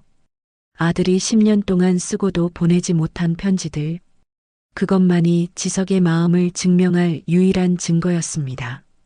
비서도 기사도 없이 혼자 역으로 향했어요. 새벽에 서울역은 한산했습니다. 플랫폼에서 기차를 기다리며 명철은 생각했죠. 아들도 이런 마음으로 이 기차를 탔을까? 사랑하는 사람을 만나러 가는 설렘과 기쁨으로 가득했을까? 기차가 출발했습니다. 창밖으로 어둠이 걷히고 희미한 새벽빛이 들어오기 시작했어요. 명철은 아들이 마지막으로 떠났던 길을 되짚으며 창밖을 바라봤습니다. 도시를 벗어나자 논밭이 펼쳐졌고 작은 마을들이 스쳐 지나갔죠. 2시간 후 충청도의 작은 역에 도착했습니다. 역사를 나서자 시장이 보였어요. 이른 아침인데도 벌써 장사 준비를 하는 상인들이 분주했죠. 명철은 천천히 시장 안으로 들어갔습니다. 어제 신문에서 본 사진 속 장소를 찾아서 그리고 마침내 찾았습니다. 낡은 천막 아래에서 과일 상자를 정리하는 예진의 모습을, 새벽부터 일어나 장사 준비를 하는 그녀의 뒷모습이 왠지 쓸쓸해 보였어요. 검은 상복을 아직도 입고 있는 것을 보니 그녀도 아직 슬픔에서 벗어나지 못한 것 같았죠. 명철은 한참을 떨어져 서서 바라봤습니다. 10년 전엔 돈을 던지며 모욕했던 여자. 하지만 지금 보니 그저 성실하게 살아가는 평범한 어머니였어요. 거칠어진 손으로 과일을 닦고 가격표를 붙이는 모습에서 10년의 고단함이 느껴졌습니다. 그 순간 명철의 시선이 멈췄습니다. 장례식에서 봤던 그 슬픈 눈빛이 아직도 그대로였어요. 아니, 어쩌면 더 깊어진 것 같았죠. 사랑하는 사람을 영영 잃은 슬픔이 얼굴에 가득했으니까요. 명철은 다가가 한참 동안 아무 말 없이 서 있었습니다. 무슨 말부터 해야 할지 몰랐어요. 사과를 해야 할까? 위로를 해야 할까? 아니면 그저 돌아가야 할까? 예진이 먼저 그를 발견했습니다. 과일을 진열하다 말고 고개를 든 그녀의 얼굴이 굳어졌어요. 오지 마세요. 차갑지만 떨리는 목소리였습니다. 예진은 황급히 고개를 돌렸어요. 하지만 손이 미세하게 떨리는 것을 숨길 수는 없었죠. 부탁이요. 잠시만 내 말을 들어주시오. 명철의 목소리는 간절했어요. 평생 남에게 부탁이란 것을 해본 적 없는 그였지만 지금은 달랐습니다. 드릴 말씀이 없어요. 돌아가세요. 예진은 등을 돌린 채 일을 계속했습니다. 하지만 그녀의 어깨가 떨리고 있었어요. 명철은 조심스럽게 품에서 봉투를 꺼냈습니다. 지석이 이걸 당신에게 전하려 했소. 그 말에 예진의 동작이 멈췄어요. 천천히 돌아본 그녀의 눈에는 눈물이 고여 있었죠. 그게 뭔가요? 지석이가 당신에게 쓴 편지들이요. 10년 동안 쓰고도 보내지 못한. 예진의 다리에 힘이 풀린 듯 비틀거렸습니다. 명철이 부축하려 했지만 그녀는 손을 들어 막았어요. 보지 않을 거예요. 제발 한 번만 읽어주시오. 지석이가 얼마나. 읽어서 뭐해요? 예진이 갑자기 소리쳤습니다. 조용하던 시장에 그녀의 목소리가 울려 퍼졌어요. 이제 와서 무슨 소용이에요? 그이는 이미 돌아오지 않는데. 눈물이 주르르 흘러내렸습니다. 10년 동안, 아니 어제 오늘 참았던 눈물이 터져나왔어요. 명철은 그 자리에 무릎을 꿇었습니다. 미안하오. 정말 미안하오. 주변 상인들이 놀란 눈으로 바라봤어요. TV에서나 보던 재벌 회장이 무릎을 꿇고 있다니. 하지만 명철은 개의치 않았습니다. 내가 다 망쳤소. 내 어리석은 편견 때문에 당신들을 갈라놓았고 결국 아들까지 잃었소. 예진은 손을 떨며 편지를 받았습니다. 봉투를 여는 손가락이 바들바들 떨렸어요. 그리고 한 장을 펼쳤죠. 예진아, 보고 싶다. 오늘도 내 생각을 하며 하루를 보냈어. 어디에 있든 잘 지내길. 내가 널 찾을 때까지 나를 잊지 말아줘. 읽다가 멈췄습니다. 눈물이 글씨를 가려서 더 이상 볼 수가 없었어요. 어떻게 10년을.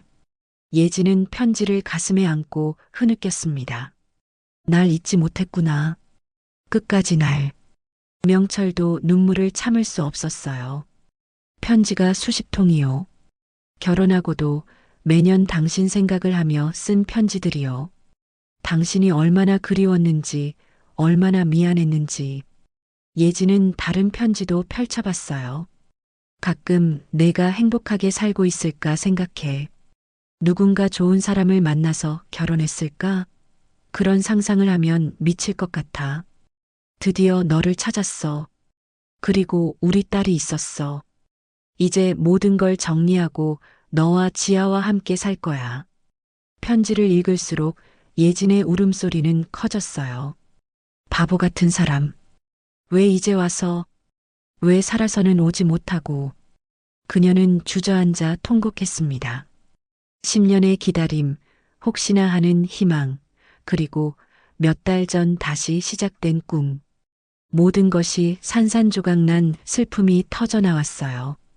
우릴 만나러 오다가 그렇게 된 건데. 예진의 말에 명철은 더욱 고개를 숙였습니다. 모두 내 탓이오. 내가 10년 전에 당신들을 갈라놓지 않았다면 아들이 그렇게 위험한 길을 달릴 이유도 없었을 거요. 눈물이 흘러내렸어요. 용서해 주시오. 아니, 용서받을 자격도 없다는 걸 알고 있소. 하지만 이제라도 그만하세요. 예진이 힘겹게 일어섰습니다. 편지를 가슴에 꼭 안은 채로. 회장님의 사과는 받을 수 없어요. 예진 씨, 10년이에요. 10년 동안 혼자 아이를 낳고 키웠어요. 예진의 목소리에는 깊은 한이 서려 있었어요. 그런데 이제 와서 사과하면 다 용서가 되나요? 돌아오지 않는 사람을 어떻게 돌려받을 건가요? 명철은 대답할 수 없었습니다. 그녀의 말이 모두 맞았으니까요. 하지만 지아는, 내 손녀는, 지아는 제가 잘 키울 거예요. 지금까지 그래왔듯이. 예진의 목소리는 단호했어요. 회장님이 이제 와서 할아버지 노릇을 하시겠다고 해도 전 받아들일 수 없어요. 그 아이한테 또 상처를 줄 순 없으니까요. 평생 속죄하며 살겠소. 당신과 지아를 위해서라면 뭐든지. 필요 없어요. 예진은 고개를 저었습니다. 저희는 가난해도 잘 살아왔어요. 회장님의 도움 없이도 잘 살 수 있어요. 그녀는 편지를 다시 한번 가슴에 안고는 말했어요. 이 편지, 감사해요. 적어도 그이가 저를 잊지 않았다는 걸 알게 해주셔서. 하지만 이제 그만 가주세요. 예진 씨, 제발 더 이상 저희를 찾지 마세요. 예진은 가게 안으로 들어가 버렸습니다. 문을 닫는 소리가 단호했어요. 명철은 한참을 그 자리에 서 있었습니다. 거절당할 줄은 알았지만 막상 현실이 되니 가슴이 무너져 내렸어요. 하지만 그녀를 원망할 수는 없었죠. 모든 게 자신이 뿌린 씨앗이었으니까. 시장을 나오는 길, 명철은 뒤를 돌아봤습니다. 가게 안에서 예진이 편지를 읽으며 울고 있는 게 보였어요. 그 모습이 너무나 애처로워서 가슴이 아팠지만 더 이상 다가갈 수는 없었죠. 역으로 돌아가는 길은 더욱 무거웠습니다. 아들의 마지막 길을 되돌아가는 이 길이 마치 자신의 인생을 되돌아보는 것 같았어요. 잘못된 선택들, 놓쳐버린 기회들, 그리고 돌이킬 수 없는 후회들. 기차 안에서 명철은 결심했습니다. 예진이 거부한다 해도 다른 방법으로라도 속죄하리라고. 공개적으로 자신의 잘못을 인정하고 모든 것을 내려놓으리라고. 그것이 아들에 대한, 그리고 예진과 지아에 대한 최소한의 예의라고. 창밖으로 스쳐가는 풍경이 흐릿했습니다. 눈물 때문이었을까요? 아니면 나이 때문이었을까요? 명철은 눈을 감았어요. 그리고 마음속으로 아들에게 말했습니다. 미안하다, 지석아. 내가 그토록 사랑했던 사람을 이제야 만났구나. 그리고 또 실패했다. 하지만 포기하지 않을게. 너를 위해서라도 끝까지 노력할게. 며칠 후 대한민국 경제계를 뒤흔든 기자회견이 열렸습니다. 최씨 그룹 본사 대강당에는 수백 명의 기자들이 모여 있었어요. 카메라 플래시가 끊임없이 터지고 긴장감이 감돌았죠. 모두가 궁금해했습니다. 스캔들로 얼룩진 재벌 회장이 무슨 발표를 하려는 것일까? 정각 10시 명철이 단상에 올랐습니다. 며칠 사이에 눈에 띄게 야위었어요. 한때 카리스마로 가득했던 얼굴에는 깊은 주름과 회한이 가득했죠. 하지만 눈빛만은 오히려 더 맑아 보였습니다. 무언가 큰 결심을 한 사람의 눈빛이었어요. 먼저 무리를 일으킨 점에 대해 국민 여러분께 사과드립니다. 명철이 깊이 고개를 숙였어요.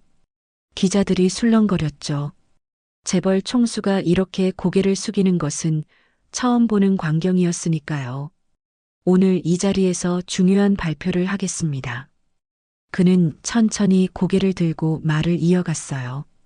이 회사는 오늘부로 전문 경영인에게 맡기겠습니다. 저는 모든 경영에서 손을 뗄 것입니다. 강당이 벌집을 쑤신 듯 소란스러워졌습니다. 회장님, 그럼 후계자는 누구입니까? 가족 경영을 포기하신다는 뜻입니까? 질문이 쏟아졌지만 명철은 손을 들어 조용히 시켰어요. 후계자는 없습니다. 제 아들은 이미 세상을 떠났고 더 이상 가족 경영을 고집할 이유가 없습니다. 그의 목소리가 잠시 떨렸어요. 아들을 언급하는 것만으로도 가슴이 아팠으니까요.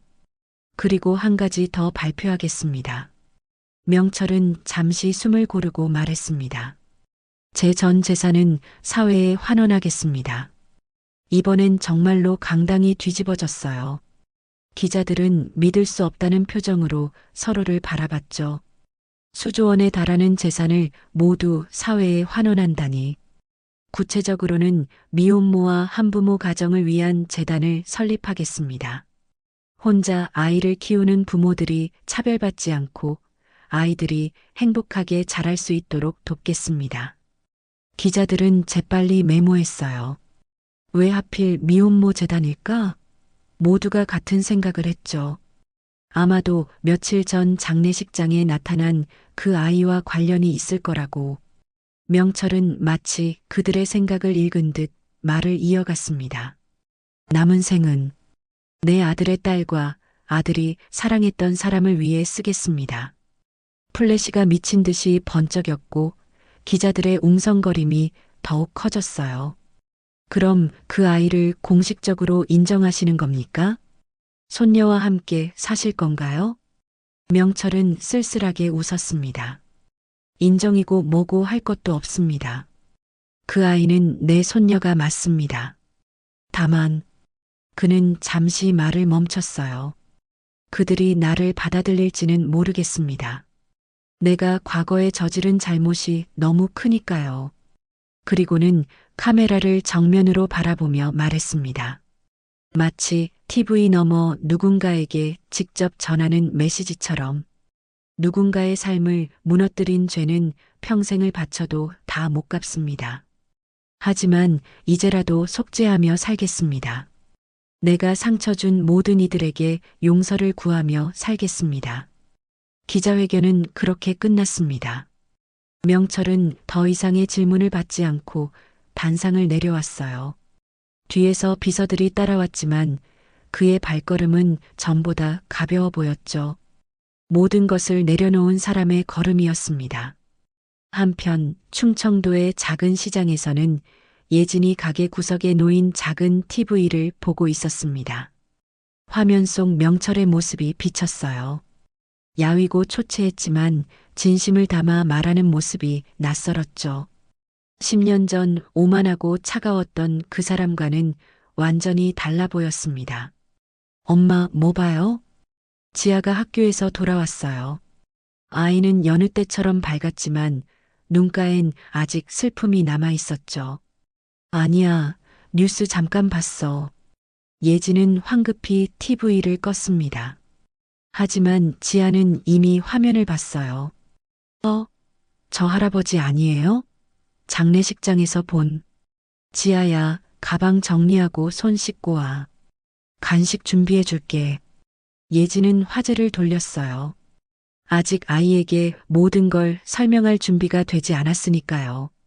지아가 안으로 들어간 후 예지는 다시 TV를 켰습니다. 뉴스에서는 명철의 기자회견이 계속 보도되고 있었어요. 전 재산을 사회에 환원한다는 파격적인 발표에 전문가들이 분석을 쏟아내고 있었죠. 그가 진심이라는 걸 느꼈습니다.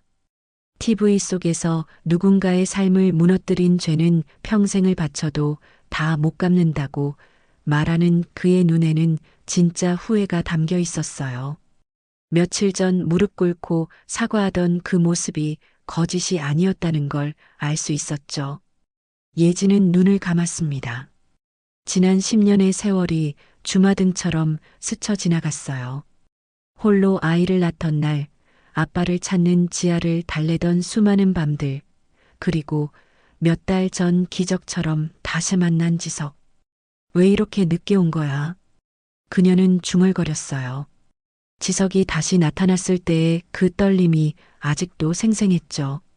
처음엔 정말 외면하고 싶었어요. 하지만 지아가 행복해하는 모습을 보니 거절할 수가 없었어요. 겨우 다시 만난 지석과의 짧은 시간들, 함께 시장을 걷고 지아에게 자전거를 가르쳐 주던 모습, 팔찌를 건네며 우리 셋의 이름이야라고 말하던 그 순간, 그때 정말 행복했습니다. 이제 진짜 가족이 될 수 있을 거라고 믿었어요. 다음 주에도 올게. 그것이 지석의 마지막 말이었죠. 다시는 볼 수 없는 죽고 나서야 지아에게 지석이 아빠라고 말할 수밖에 없었던 그날. 눈물이 끝없이 흘러내렸습니다. TV에서는 여전히 명철의 기자회견이 나오고 있었어요. 미혼모 재단을 만든다는 소식에 전문가들이 의미를 분석하고 있었죠. 예지는 알았습니다. 그것이 명철 나름의 속죄라는 것을, 자신과 지아, 그리고 자신들 같은 사람들을 위한 진심 어린 사과라는 것을. 하지만 받아들일 수는 없었어요. 너무 많은 상처를 받았고 너무 오랜 시간이 흘렀으니까요. 무엇보다 지석이 없는 지금 그 어떤 것도 의미가 없었습니다. 엄마, 또 울어요? 지아가 걱정스러운 얼굴로 다가왔어요. 작은 손으로 엄마의 눈물을 닦아주었죠. 미안, 엄마가 요즘 자꾸 눈물이 나네. 아빠 때문이죠? 지아의 맑은 눈을 보며 예지는 고개를 끄덕였어요. 아이는 이미 다 알고 있었으니까요. 아빠가 돌아오지 않는다는 것을. 지아는 한참을 생각하더니 말했어요. 할아버지도 슬퍼 보였어요. 아빠 잃은 건 우리랑 똑같잖아요. 아이의 순수한 말에 예지는 또다시 눈물이 났습니다. TV에서는 이제 다른 뉴스가 나오고 있었어요. 예지는 창밖을 바라봤습니다. 봄비가 또 내리기 시작했어요. 지석이 마지막 가던 날처럼, 그리고 명철이 찾아왔던 날처럼. 언젠가는 이 비가 그치겠죠. 그리고 그때쯤이면 마음의 상처도 조금은 아물지 않을까요? 용서는 못하더라도 함께 지석을 그리워하며 살 수는 있지 않을까요? 하지만 지금은 아직 아니었습니다. 아직은 너무 아프고 너무 슬펐으니까요. 기자회견이 끝난 지 일주일이 지났습니다. 예지는 여느 때처럼 이른 아침부터 가게 문을 열고 있었어요. 과일을 닦고 가격표를 붙이고 장부를 정리하는 일상이었죠. 바로 그때였습니다. 가게 앞에 검은 차 한 대가 조용히 멈춰 섰어요. 예진의 손이 멈췄습니다. 차 문이 열리고 명철이 천천히 내렸죠. 전보다 훨씬 더 야윈 얼굴이었어요. 양복도 평소처럼 단정했지만 어딘가 힘이 빠진 모습이었습니다. 다만 눈빛만은 흔들리지 않았어요. 예진은 숨을 크게 들이켰습니다. 과일을 담던 손이 미세하게 떨렸어요. 명철은 천천히 가게 앞으로 걸어왔습니다. 발걸음 하나하나가 조심스러웠죠. 마치 깨지기 쉬운 무언가를 다루듯이요. 또 오셨군요. 예진의 목소리는 차가웠습니다. 하지만 전처럼 날카롭지는 않았어요.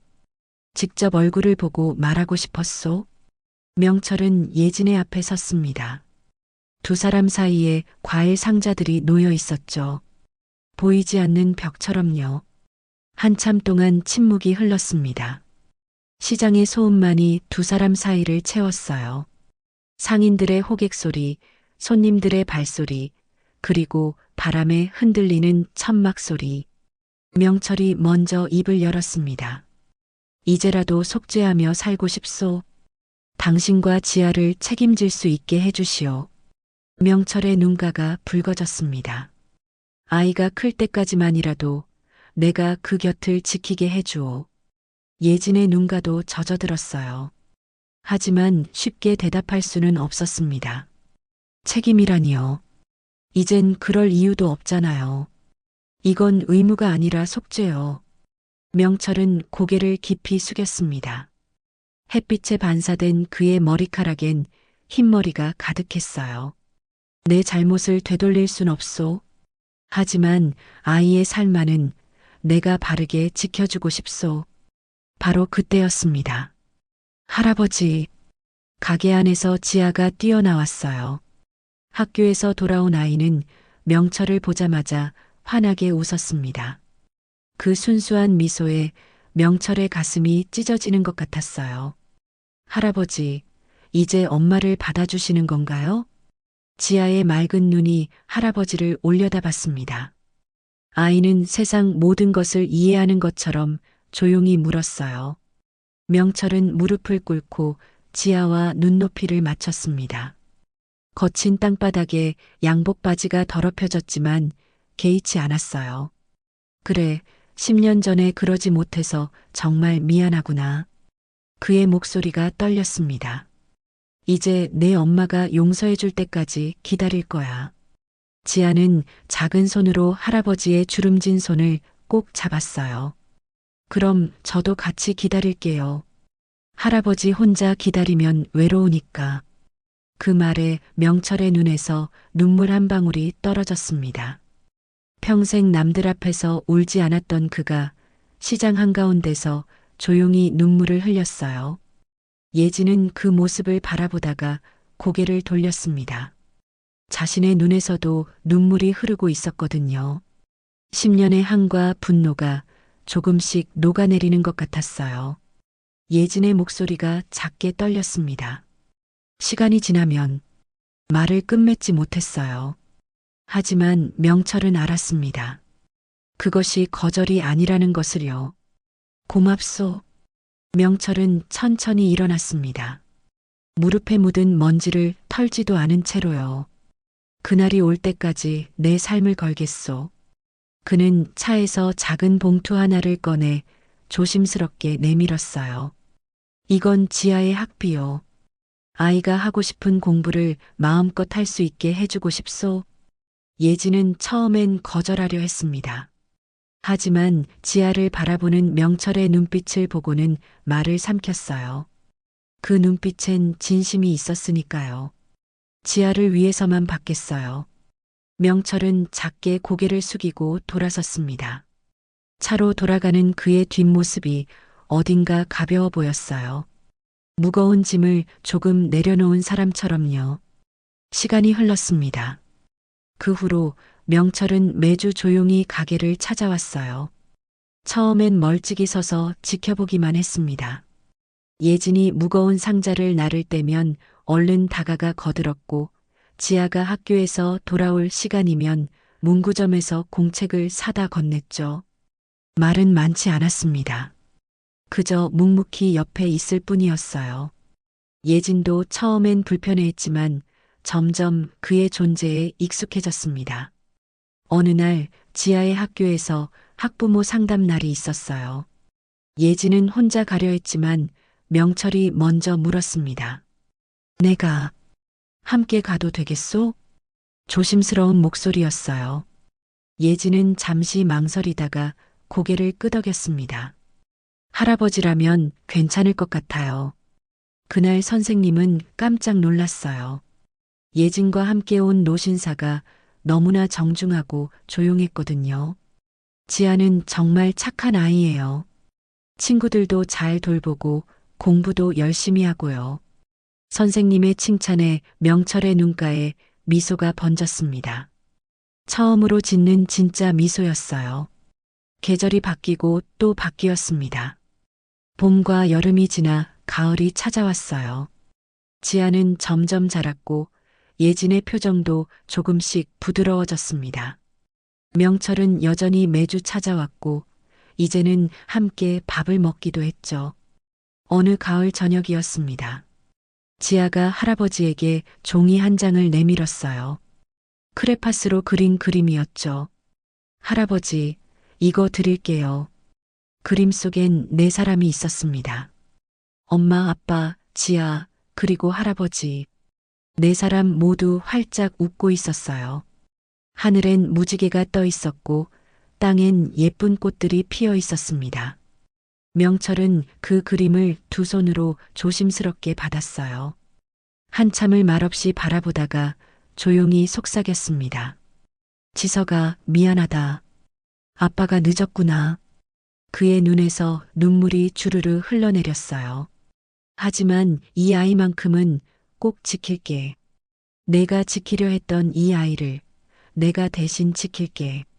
예진은 그 모습을 보며 눈물을 닦았습니다. 지아는 할아버지를 꼭 안아주었죠. 노을이 세 사람을 비췄습니다. 오렌지빛 햇살이 따뜻하게 내려앉았어요. 멈춰있던 시간이 천천히 다시 흐르기 시작했습니다. 완벽하진 않았지만 그래도 함께였어요. 그리고 그것만으로도 충분했습니다. 용서는 한순간에 오지 않았어요.